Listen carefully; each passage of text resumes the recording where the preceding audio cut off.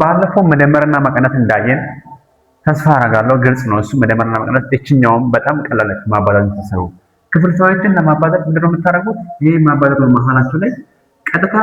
ከፊት ለፊት ያለውን ቁጥሮች ማባዛት ብቻ ነው በጣም ኢዚ ነው አይ ስለዚህ 2 ሲባዛ በ7 14 ነው 6 ሲባዛ በ5 30 ነው እንደዚህ ብላችሁ ማስቀመጥ ትችላላችሁ በተለይ ደግሞ 5ኛ እና 6ኛ ክፍል ስትሆኑ ጥያቄ ፈተና ላይ የሚበዛ ሚኒስትሪ ላይ ምናምን እንደዚህ ነው ግን 14 30ኛ አይደለም ይሄ ማቀለል አለበት በሁለት እኩልና 7 በሁለት እኩልና 15 ይሄ ነው ማለት ፋይናል ማሳችን ለነክስት እቺኛው ቀጥታ እንደዚህ ማባዛት ነው ስለዚህ እኩልና 9 ከ10 35 ማለት ነው right በዚህ መልኩ ነው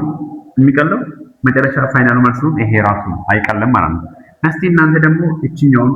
መልስ አስቀምጡልን ከስር ተመሳሳይ ቢሆን እንዴት ነው የሚሰራው